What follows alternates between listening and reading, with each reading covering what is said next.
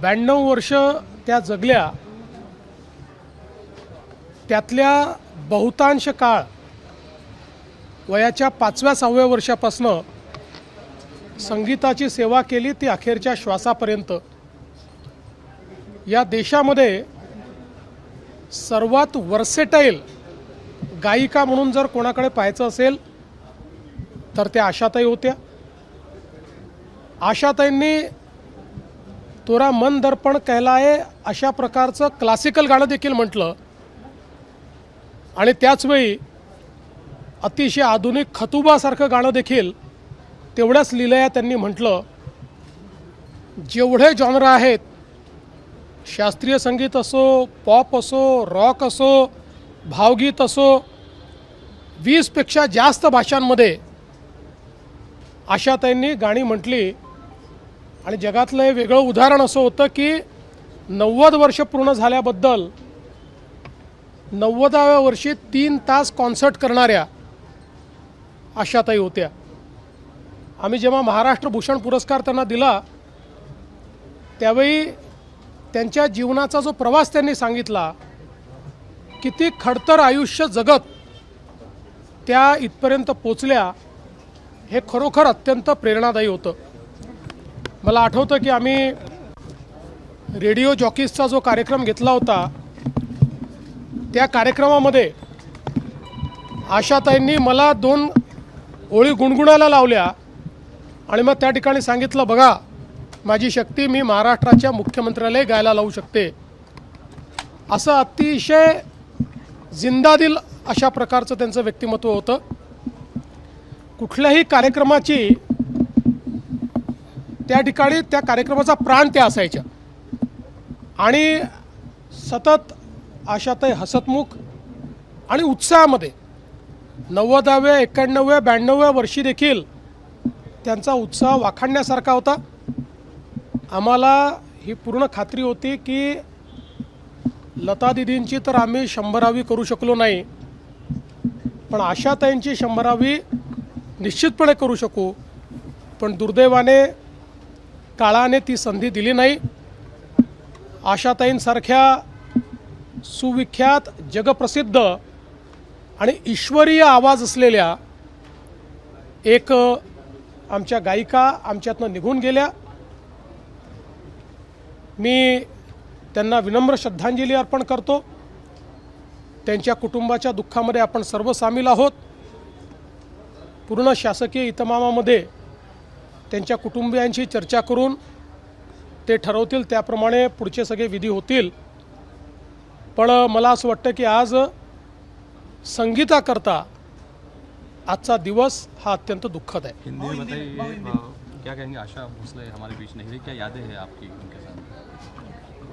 ये पूरे भारत के लिए और विश्व के संगीत प्रेमियों के लिए बहुत ही दुख की बेला है. सबसे वर्सेटाइल आर्टिस्ट के रूप में जिनको जाना गया, ऐसी आशाताई भोसले, इनका दुखद निधन हुआ है. भारत के इतिहास में उन्होंने जो संगीत की सेवा की है, मंगेशकर परिवार ने जो संगीत की सेवा की है, लता दीदी के रूप में पहला सितारा, पहला तारा लुप्त होते हमने देखा और आज संगीत का दूसरा तारा भी लुप्त हुआ है. ये हम सबको इसका बहुत दुख है.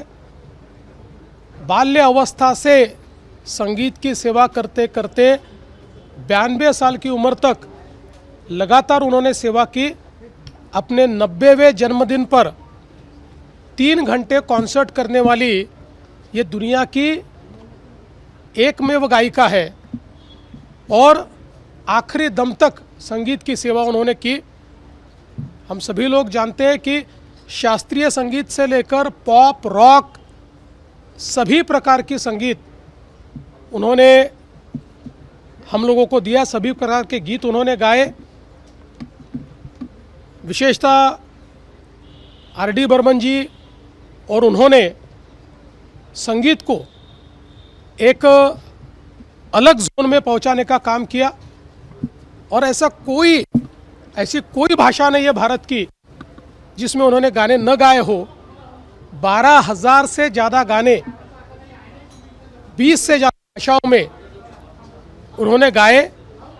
इस प्रकार की एक गायिका कि जिनके सुरों में परमेश्वर बसते थे, उनका चला जाना ये भारत के लिए, हम सभी के लिए बहुत बड़ी हानि है। उनके परिवार के दुख में हम सब लोग सम्मिलित हैं।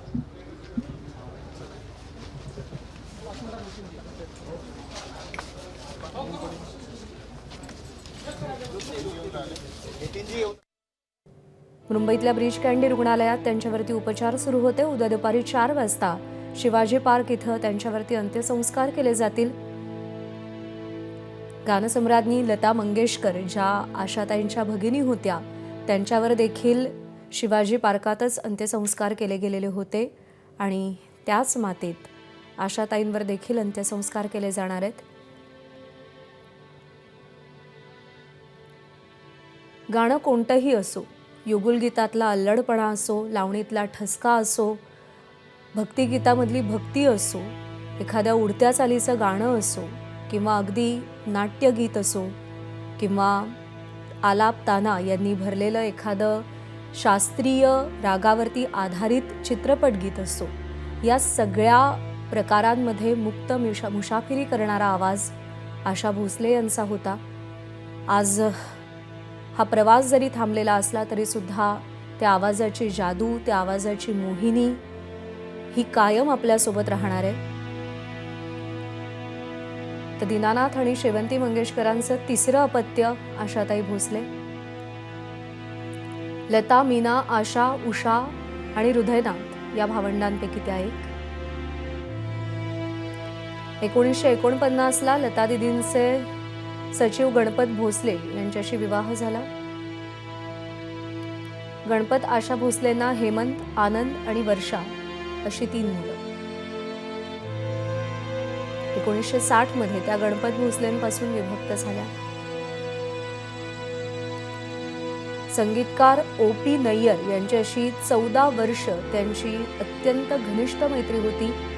O.P. नय्यर यांनी अनेक गाणी आशा भोसले यांच्यासोबत केलेली आहेत। 1980 मध्ये R.D. बर्मन यांच्यासोबत आशा भोसले यांचा दुसरा विवाह झाला। 2012 मध्ये मुलगी वर्षा तर 2015 मध्ये मुलगा हेमंत यांचं निधन झालं।